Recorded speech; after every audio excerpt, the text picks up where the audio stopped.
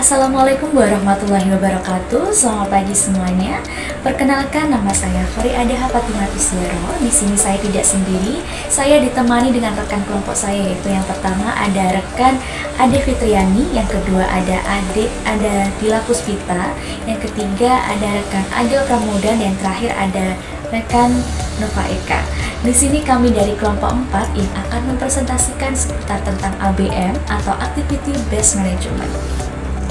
Tanpa berlama-lama, mari kita kupas apa saja sih yang ada di ABM atau Activity Based Management. Definisi ABM, manajemen berdasarkan aktivitas ABM adalah pendekatan manajemen yang memusatkan pengelolaan pada berbagai aktivitas dengan tujuan melakukan improvement berkelanjutan terhadap value yang dihasilkan bagi customer dan laba dihasilkan dari penyedia value tersebut. Kemudian fokus dari definisi tersebut ada dua. Yang pertama yaitu pemusatan pengelolaan pada aktivitas improvement berkelanjutan pada customer value, dan yang kedua itu pemusatan pengelolaan pada aktivitas untuk menghasilkan laba dari penyedia value bagi customer.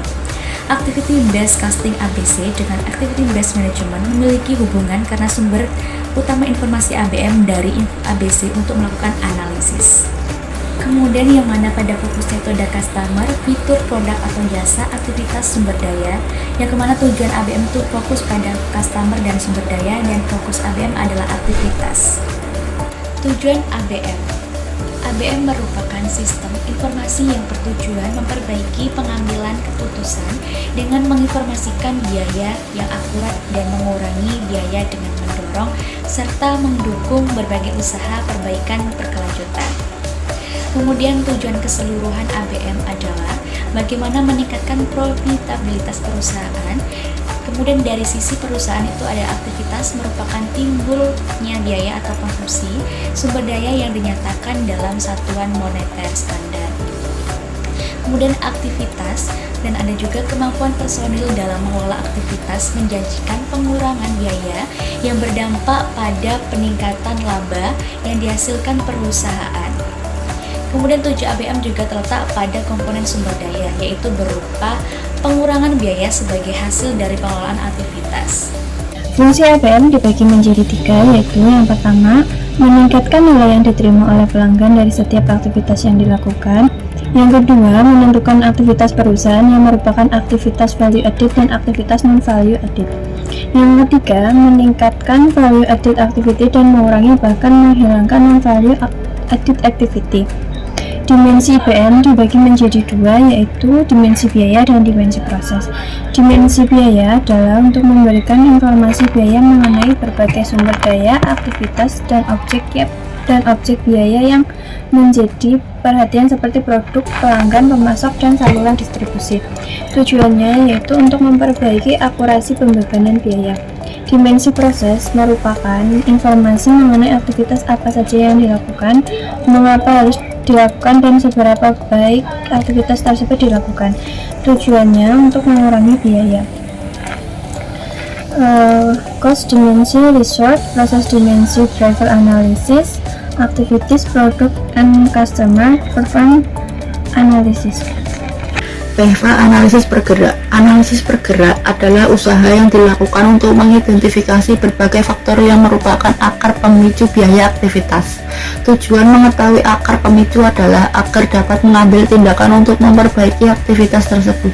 Contoh, suatu analisis dapat mengungkapkan akar pemicu biaya perpindahan bahan baku adalah tata letak pabrik, sehingga pengaturan ulang tata letak pabrik dapat mengurangi biaya perpindahan bahan baku. Selanjutnya, FA analisis aktivitas. Analisis aktivitas adalah proses untuk mengidentifikasi, menjelaskan, dan mengevaluasi berbagai aktivitas yang dilakukan perusahaan. Analisis aktivitas harus menunjukkan 4 hasil, yaitu 1. Aktivitas apa saja yang dilakukan. 2. Berapa banyak orang yang melakukan aktivitas tersebut. 3. Waktu dan sumber daya yang dibutuhkan untuk melakukan berbagai aktivitas. 4. Penilaian atas nilai aktivitas bagi perusahaan. Faktor yang mendukung keberhasilan ABM. Ada 4 kategori. Yang pertama yaitu budaya organisasi, mencerminkan cara berpikir karyawan, perilaku, nilai, keyakinan yang dianut karyawan. Budaya organisasi menunjukkan keterlibatan kerjasama serta partisipasi yang tinggi dari karyawan. Budaya organisasi sangatlah mendukung keberhasilan penerapan ABM di suatu perusahaan. Yang kedua, top management support and commitment. Penerapan sistem ABC dan APM membutuhkan waktu dan sumber daya, sehingga dukungan top manager sangatlah diperlukan untuk keberhasilan dalam penerapannya. Yang ketiga, ada change process, yaitu perubahan bisa terjadi apabila diterapkan proses yang sudah dirancang menghasilkan perubahan tersebut. Perbaikan proses yang sudah ada sangatlah mendukung keberhasilan penerapannya. Elemen-elemen dari proses antara lain aktivitas, kumpulan tujuan, dan tingkatan lanjutan. Yang keempat, continuing education, memberikan kesempatan kepada karyawan untuk mengikuti pelatihan kerja serta meningkatkan keahliannya mereka terhadap lingkungan kerja yang cepat. Keberhasilan penerapan dari program manajemen biaya membutuhkan keahlian peran serta dan kerjasama karyawan dari suatu organisasi. Saya di sini akan menjelaskan tentang kegagalan ABM. ABM atau yang pernah kita sebut dengan Activity Based Management dapat gagal sebagai suatu sistem karena berbagai alasan. Nomor satu, salah satu alasan utama adalah kurangnya dukungan manajemen tingkat yang lebih tinggi. Dukungan ini tidak hanya harus diperoleh sebelum melakukan proyek implementasi, tetapi juga harus dipertahankan. Kehilangan dukungan dapat terjadi jika implementasi terlalu atau hasil yang diharapkan tidak terwujud. Yang kedua, adanya penolakan untuk perubahan.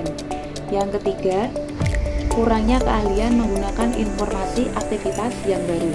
Hasilnya mungkin tidak seperti yang diharapkan karena manajer operasi dan penjualan tidak memiliki keahlian untuk menggunakan informasi aktivitas baru. Yang keempat, kegagalan dalam mengintegrasi sistem ABM. Kegagalan untuk mengintegrasi sistem baru adalah alasan utama lainnya untuk gangguan sistem ABM.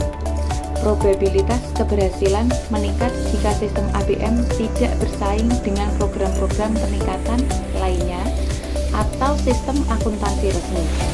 Penting untuk mengkomunikasikan konsep bahwa ABM melengkapi dan meningkatkan program peningkatan lainnya. Selain itu, penting bahwa ABM diintegrasikan ke titik bahwa hasil penetapan biaya kegiatan tidak bersaing langsung dengan angka akuntansi tradisional. Manajer mungkin akan tergoda untuk terus menggunakan angka akuntansi tradisional sebagai pengganti data baru. Hubungan ABC, Activity Based Costing, dan ABM, Activity Based Management. ABC dan ABM merupakan alat strategi kunci untuk perusahaan dengan operasi yang kompleks.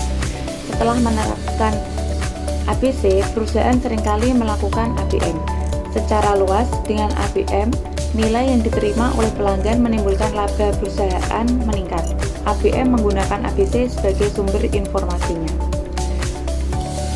Hubungan ABC dan ABM terjadi karena ABM membutuhkan informasi dari ABC untuk melakukan analisis yang berhubungan dengan perbaikan yang berkesinambungan. ABM untuk standar pemasaran. Biaya pemasaran adalah biaya yang timbul karena terjadinya pertukaran di antara perusahaan dengan konsumen. Dari sisi pembebanan biaya, ABC, satu, penetapan harga pokok, yang kedua, kelayakan industri, yang ketiga, analisis kemampu labaan pelanggan. Lalu jika dilihat dari sisi ABM, satu, ada manajemen kegiatan, pemetaan proses, 3. Penekanan biaya, 4. Biaya kualitas, 5. Menghilangkan pemborosan, yang ke-6. Penyempurnaan terus-menerus, yang ke-7. Perancangan kembali proses, 8. Pengurangan waktu perputaran.